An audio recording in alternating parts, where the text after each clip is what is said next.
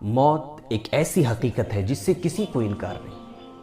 کون انکار کر سکتا ہے، کیونکہ ہر ایک کو اس راستے سے گزرنا ہے۔ مسلمان ہو کہ غیر مسلم ہو، کسی بھی دھرم سے اس کا سمبند ہو، کسی بھی مذہب سے اس کا تعلق ہو، ہر ایک کو اس راستے سے گزرنا ہے، کسی کو گزرے بغیر چارہ نہیں۔ اور یہ بھی یاد رکھیں کہ جہاں جس کی موت لکھی گئی ہے، جہاں جس کی موت اللہ رب العزت نے لکھ دی ہے، وہاں جا کے مرے گا۔ نبی مکرم صلی اللہ علیہ وسلم کی حدیث پاک ہے جسے امام ترمذی نے روایت کی ہے۔ میرے آقا نے ارشاد فرمایا، اذا قضى الله لعبد ان يموت بارض جعل له الیہا حاجہ، کہ جب اللہ رب العزت کسی بندے کی موت کسی زمین پہ لکھ دیتا ہے، پھر وہاں تک پہنچنے کی حاجت پیدا فرما دیتا ہے۔ کسی نہ کسی بہانے سے، کسی نہ کسی غرض سے آدمی پہنچ ہی جاتا ہے۔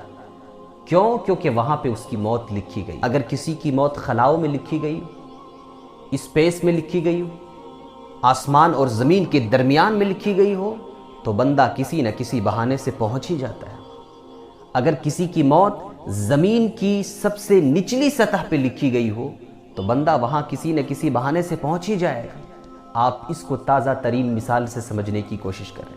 ٹائٹینک جہاز کو دیکھنے کے لیے لوگ سمندر کی تہ تک پہنچے جہاں ٹائٹینک جہاز پڑا ہوا ہے، پنڈبی میں سوار ہو کر وہاں گئے، آپ دوز میں سوار ہو کر کے وہاں پہنچے، اور جب کنیکشن ٹوٹ گیا تو ان لوگوں کا خاتمہ وہیں ہو گیا۔ یہاں پہ بڑی اچھی بات کہنے والے کہہ رہے ہیں کہ اگر کسی کی موت سمندر کی تہ میں 4000 فٹ کے اندر لکھی گئی ہو، تو وہ بندہ 15 کروڑ روپے خرچ کر کے وہاں پہنچ ہی جاتا ہے۔ جہاں جس کی موت لکھی گئی ہے وہاں پہنچنا ہی پہنچنا ہے، کسی کو اس سے انکار نہیں ہے۔ اسی لیے جب اللہ سے مانگے تو مانگے، الہ العالمین اچھی موت عطا فرما، بہترین جگہ میں ہمیں دنیا سے رخصتی عطا فرما۔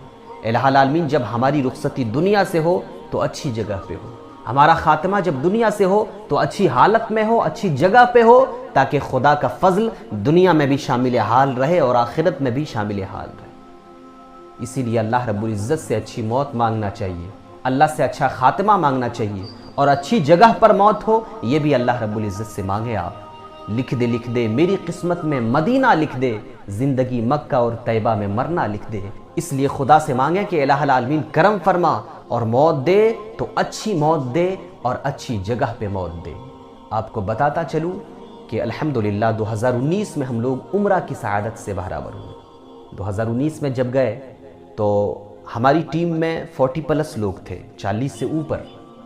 جب ہم لوگ کا عمرہ مکمل ہو گیا تو نبی کے مقدس شہر کی طرف روانہ ہو گئے۔ سارے لوگ ایک ساتھ مکہ میں تمام ارکان کو مکمل کیے، اب مدینہ کی طرف رخصتی ہوئی۔ جب ہم لوگ مدینہ پہنچے تو کچھ دن گزرنے کے بعد ایسا ہوا کہ جو ہم لوگوں کے ساتھ گئے تھے وہ تھے تو بھارت کی سرزمین کے، وہ تھے تو انڈیا کے، لیکن ان کی خوش قسمتی دیکھیں آپ کہ مدینہ شریف میں کچھ دنوں کے بعد ان کا انتقال ہو جاتا ہے۔ مدینہ شریف یعنی یوں کہیں آپ کہ انہوں نے عمرہ مکمل کیا، اب اس عمرے کے ڈاکومنٹس میں ایکسیپٹنس کے اسٹامپ کو لگانے کے لیے مدینہ حاضری دیے۔